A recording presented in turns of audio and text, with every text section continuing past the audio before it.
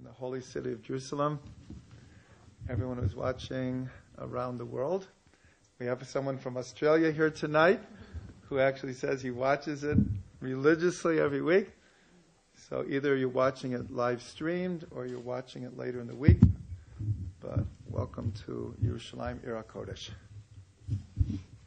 Let's start with Nigun like we always do. Easy one to pick up.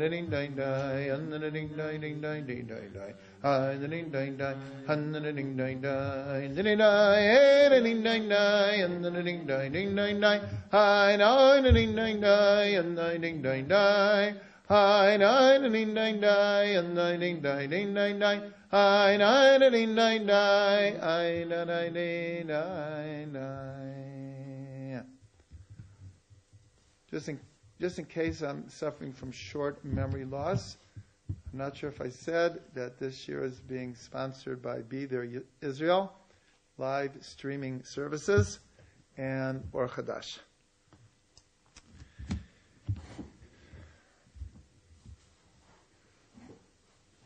I'm just going to share this with you, that the Shabbos, I was in a frat for Shabbos with our good friends, Davidoviches and Barbara Katch. And Saturday night was a evening of Mojitz music. Mojitz is a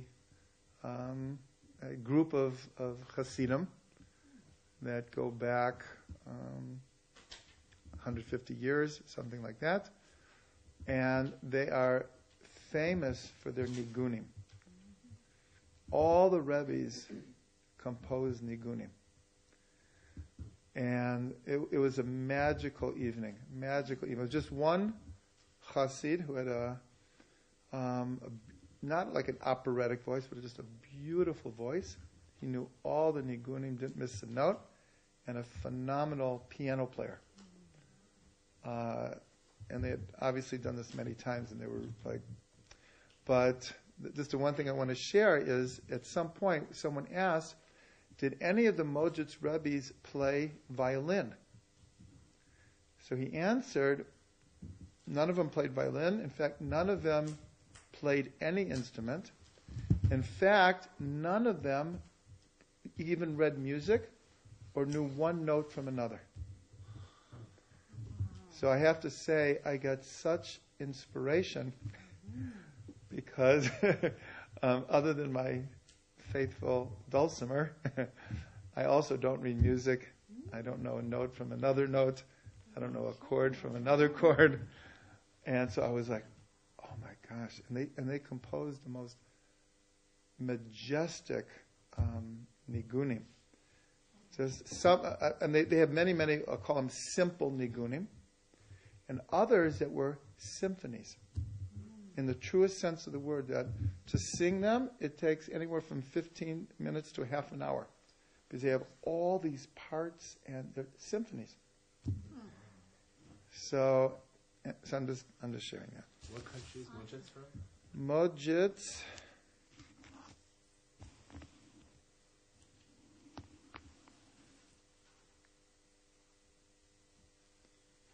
It's not Hungary, right? It might actually be. I don't want to say. Okay. I should know. Okay. I should know. But Mojitz comes from the Kuzimer.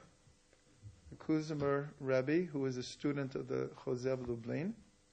From the Kuzimer begins the line of Mojitz. And the Lublina was in Poland. So it might be that they're in Galicia. It might be they're from Galicia. Okay, tonight we're learning Parshat Vayechi. And I want to try to tie together 3 strands tonight. One strand, as we'll see in a minute, is around Shema Yisrael. Another strand is from the very first Rashi in the Parsha, who explains why this is called a closed portion, closed Parsha. I'll explain in a minute. And thirdly, the strand of prophecy, because Yaakov wants to reveal what will happen in the end of days, and it appears that the Shekhinah left him, and he didn't reveal it, but we see that he actually did in a very hidden way. So those are the 3 strands. Now I'll explain how we're going to tie those together. So let's start at the beginning. For those of you who have the Chumash, it's the very first verse of Vayechi. So it says, Vayechi Yaakov be'eretz Mitzrayim, Shva Esrei Shana. And Yaakov lived in Mitzrayim 17 years. And the first thing that Rashi says is not apparent from the text whatsoever. Usually when Rashi comments, it's a question in the text. It's a nuance in the verse that needs explaining. But here, the first thing he says has something to do with, you'd have to look in an actual Sefer Torah. Because what he says, Lama Parsha Zu Stuma. Why is this Parsha closed? Now you wouldn't know it from reading the Chumash as a print in a book. But in a scroll, so this is the only portion in the entire Torah that begins right after a verse in the same line. Every parsha, there are at least spaces, if not what we would call indentation, or like a paragraph, that indicates that it's a new parsha. This is the only one that goes from the last parsha to this parsha with no break. And so the word that the sages gave to it is a parsha stuma, meaning a closed parsha. Closed parsha. So that's the first thing that Rashi says. But again, you would only know this if you knew it from seeing it in the Chumash. So he gives 2 reasons why this is called a closed parsha. The first reason, he says, because this is the last parsha of Bereshis, and in this parsha, Yaakov dies and Yosef dies. And next week already begins what we call the slavery in Egypt. So Rashi says this is called a closed parsha. The reason that there's no space is to indicate what, like he says, that the eyes and the hearts of Israel were closed because of the pain of the coming slavery. And therefore they called it, that's why in the Torah it's closed. And then he gives a second reason. The second reason is, he says, Devar Acher, Shebikesh legalot et haketz lebanav, that he sought to reveal to his children the end. What would be in the end of days? V'nistam mimenu.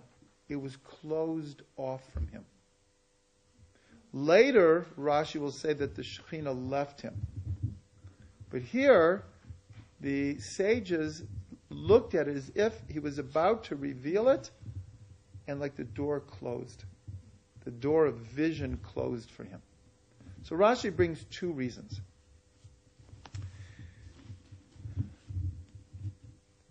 For those who do have Orchard of Delights, this is the first Torah in the Parsha that wants to look deeper into this.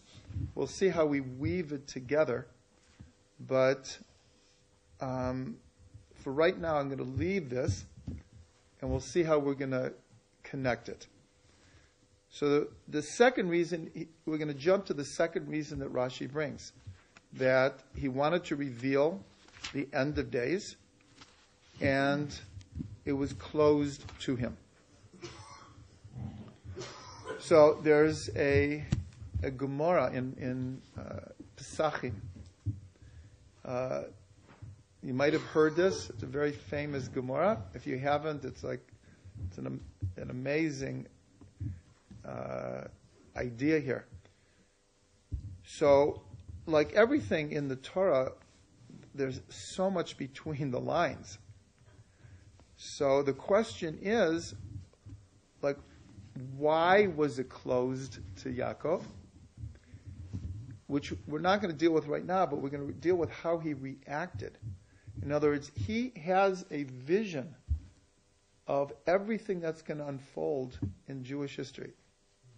And he's about to reveal it, and then it's gone. It's like gone. So the Gemara says his reaction is, there must be something wrong with my children, that they're not on the level, that they're not worthy to hear this incredible prophecy. And he became very fearful. Why? As we know in the beginning of the Parsha, Yaakov is basically on his deathbed. This is his last will and testament. So if you have worked for your whole life or something, and then like 5 minutes before you're about to leave this world, you get this like paranoid flash that everything I work for is not going to be fulfilled. Can you imagine the terror that the soul would go through? So that's what happened to Yaakov. And the Gemara says that the sons see it in his face. They can like basically read his mind, what he's going through. They figure it out. And in unison, they say, Shema Yisrael, Hashem Elokeinu, Hashem Echad. Now, we can understand Shema Yisrael here as actually directly talking to their father in a sense. Shema Yisrael, we're with you. We know that Hashem Elokeinu, Hashem Echad. Don't worry. Everything you've worked for has been accomplished. We are now Israel. You dedicated your whole life to create the foundation of Israel, of the Jewish people, you have accomplished that. Again, all this is between the lines. All they said was, Shema Yisrael Hashem Elokeinu Hashem Echad. Yaakov hears this and says, Baruch Shem Kavod Malchuto Le'olam Va'ed. In other words, when he hears that, he was mistaken. There must be another reason why God closed it off to him. It's not because his sons are not meritorious, and it's not because they're not ready to be Israel. And so he says, Baruch Shem Kavod Malchuto Le'olam Va'ed. So that's an amazing Gemara. But we see that this is not the only time that Yaakov has said Shema. In last week's Parsha, when Yosef and Yaakov meet, so it says that Yosef fell on his father's shoulder and wept. But it doesn't say what Yaakov did. Again, it's between the lines. So Rashi brings the tradition. He said Shema. So everyone asks, like, you have the whole morning to say Shema. Like, you haven't seen your son in 22 years. That's what you do? And the answer is yes. Because why? Because on his deathbed, that wasn't the only time that he feared that everything that he worked for would not be accomplished. The whole time Yosef was gone, because he knew that these 12 sons had to be together to be the foundation, the archetype of the nation of Israel. So that for 22 years, he lived in this existential no man's land of not knowing, like what have I accomplished? What have I done? What's going to be? So then when he hears Yosef is alive and he meets him, so like the highest expression of his love and love for Yosef, love for his family, love for God, could be only expressed by saying Shema Yisrael. Because then he understood it all came together. It's all one now. Like all the pieces have come together.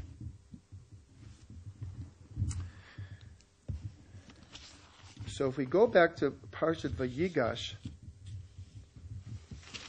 so there's a very interesting verse that says, let me just find it.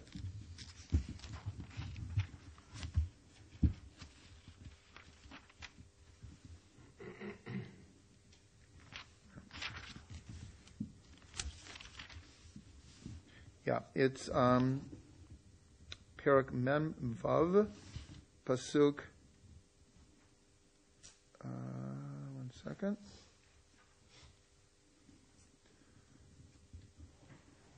Pasuk Daled. 46:4.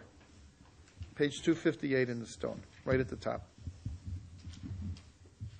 So it says, Anochi aredi imcha Mitzrayma.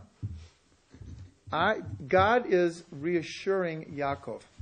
He's now coming with his whole family down to Egypt. It's a huge move here. Huge. So God comes to Yaakov, and actually 2 verses before, he says to him, Yaakov, Yaakov. There's only 4 times in the entire Tanakh that God addresses someone by their name twice. Here, it says Yaakov, Yaakov. When he calls Moshe at the burning bush, calls him Moshe, Moshe. When he calls Avraham for the Akedah, Avram, and when he calls Shmuel, when he's a little boy, he calls him Shmuel. So this appearing to Yaakov is like less than a handful of times that we have in the entire Tanakh. That and it's a language of what's called chiba, of endearment. So God comes to assure Yaakov, and he says, I will go down with you. And from this verse, we learn that the Shekhinah goes into exile with the Jewish people. As long as the Jewish people are in exile, the Shekhinah is in exile.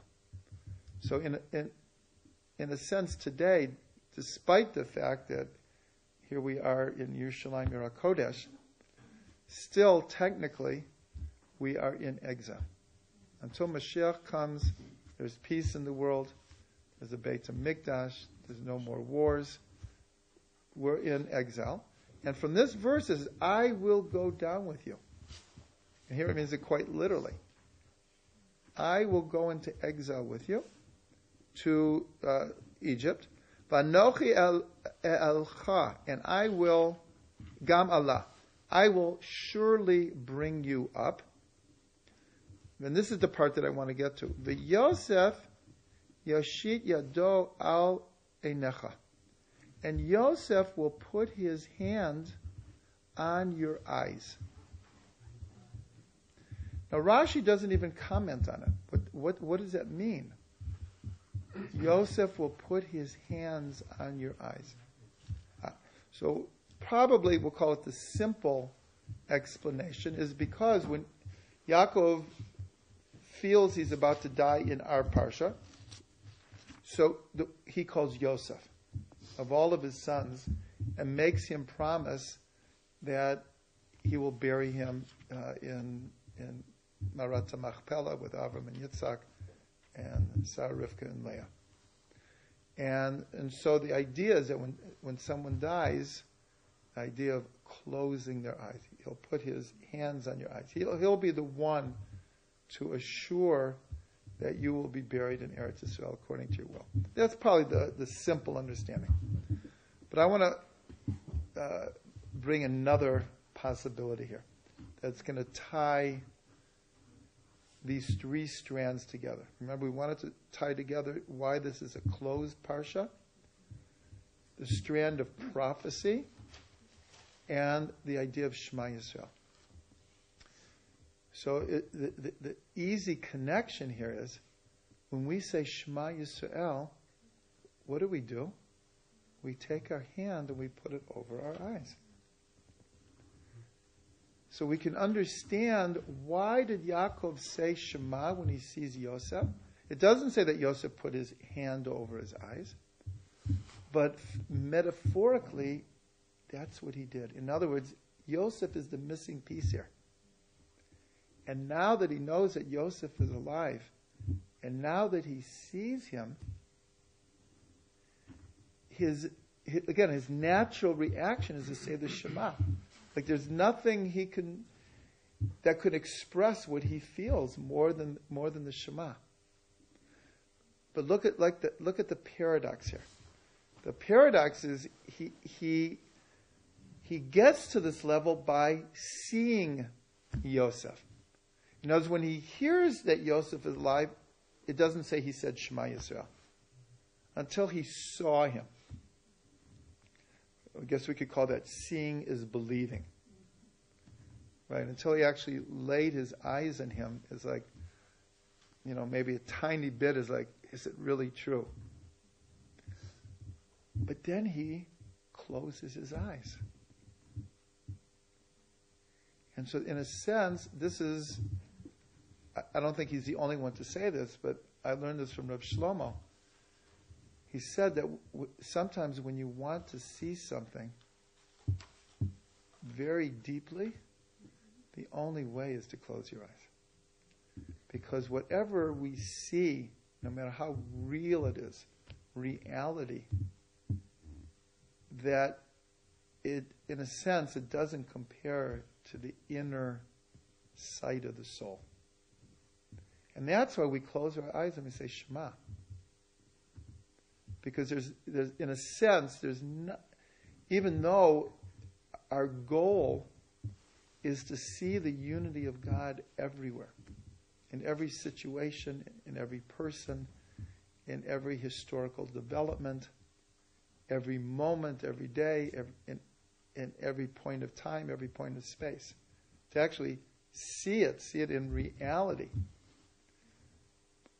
But there's something much deeper that only the inner soul can see. So here, I'm proposing that that's what it means, that he will put his hand on your eyes.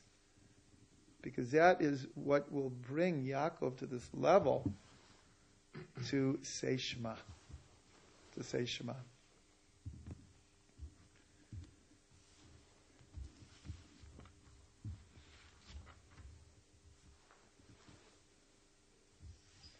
And so that's what prophecy is.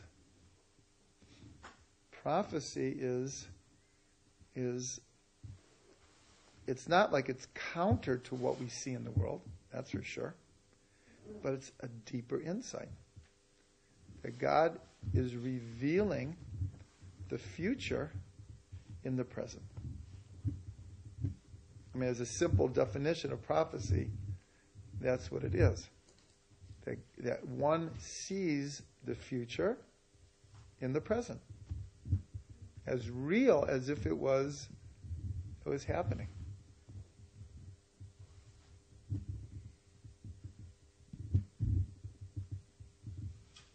So when the great prophets gave their prophecies,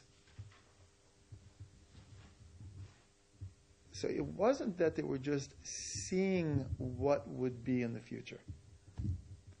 And that's a pretty high level as it is, to see what will be in the future.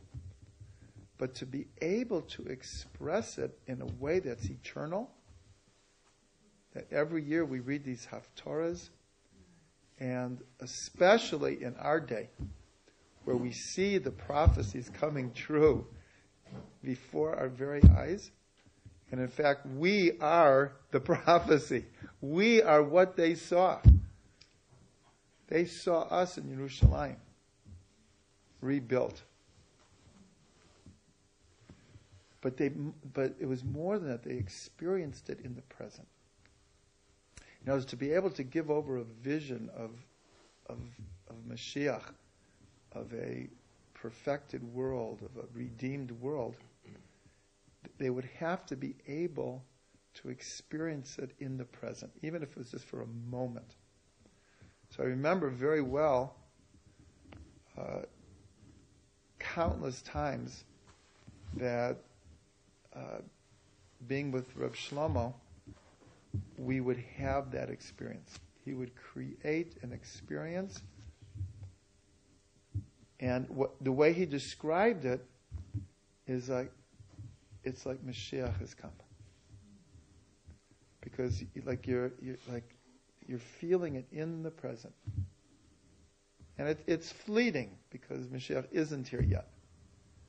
But once you have that in the present moment experience of it, not just, let's say, daydreaming or future tripping about what it will be, but actually experiencing the feeling. So that's where prophecy is touching. And this is all represented in a sense by putting our hand over our eyes and we say Shema. Because actually it's a double hiding, because we close our eyes and put hand over. In other words, we're going, that symbolizes we're going as deep as we can. We're going as deep as we can. So now let's go back to the beginning of the parsha.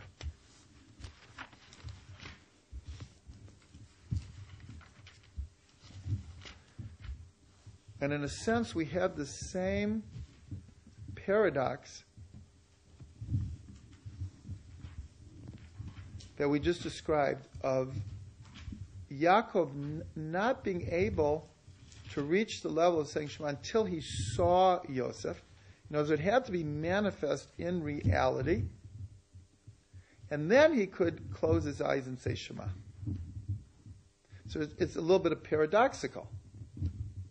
So we have the same thing right in the beginning of the Parsha, where it kind of like jumps out at you a certain paradox. If this is a closed Parsha, and again, Rashi gives two reasons, because the slavery is about to begin. And also, it almost goes without saying that since this is the last parsha of Bereshit, this closes the book of Bereshit. But even more than that, it closes the era of the patriarchs and the matriarchs. Starting next week, like we shift gears, not just because of the slavery, but since Parshat Noach, the second Parsha, it's all been about the Avot and the Imahot. And it's closing. Now Rashi doesn't bring that, but it's you could call that a pshat understanding, or you could call it a drush, but it's an obvious connection. It's called a closed parsha because the book of Bereshit is closing. But the paradox that I want to point out is, what's the name of the parsha? Vayechi. The feeling of Vayechi is the exact opposite of a closed parsha. Vayechi is like, he lived, Chaim. Doesn't say he dwelled. It doesn't say he sat like Vayeshev. Parsha Vayeshev. He sat, he dwelled. He stayed in a certain place. This is Vayechi. He lived. And yet, it's a closed parsha. I think the Yeah. is really, he lived his life and now it's come to the end, therefore it's closed off. So I don't think it's necessarily a contradiction. No. Ultimately, a paradox is never a contradiction. It only appears to be. I mean, even according to Pshat, Vayechi, and he lived in the past tense. It's over, the chapter's finished. Okay. You could call, that's another way we could look at it. But when you look at Chassidus, so they delve into why here does it say that he lived? Okay, you could say because of you. It's just, okay, his life is coming to an end, so we say he lived. But we have another case, Chai Sarah. The parsha is called Chai Sarah, and what's the first thing that happens? She dies. This is Vayechi, and the first thing that happens is Yaakov calls Yosef and says, "I'm dying." This is more of a drasha, and this is what Chassidus deals with. What's the Vayechi here? And it says Shva Esrei Shana. 17 is Gematria Tov. So the paradox that's brought up is, why does it say he lived in Israel? It has to wait till he comes to Mitzrayim to say that he lived. Dafka 17 years, which means good.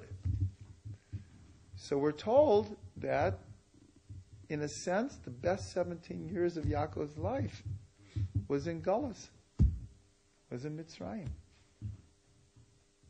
So it's like, whoa, it's a little bit backwards of what we would think. So one answer is that Yaakov understood very well, because remember, he was going to reveal to them the end of days.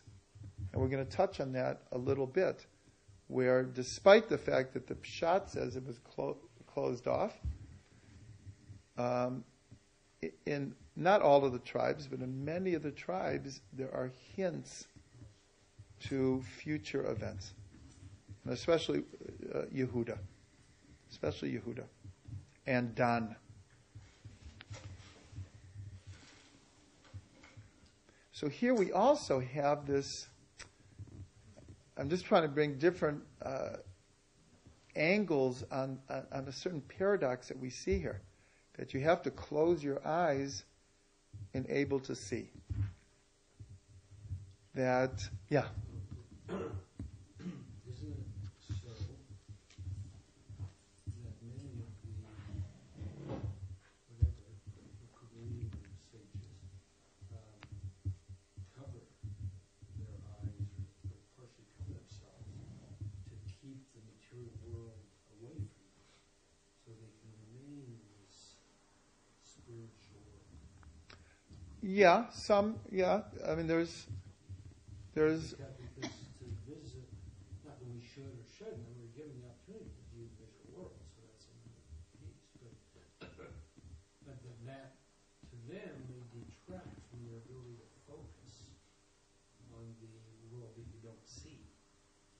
right. That is definitely an angle there.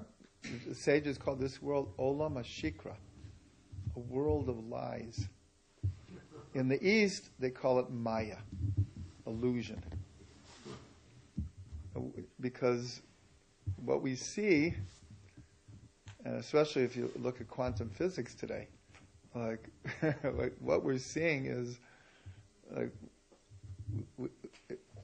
we have no idea of even how to define reality anymore, because we just don't even know like what an objective reality is anymore. According to quantum physics, there is no absolute objective reality.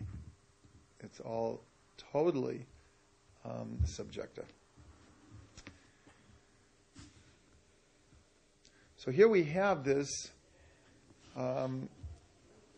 paradox in a sense.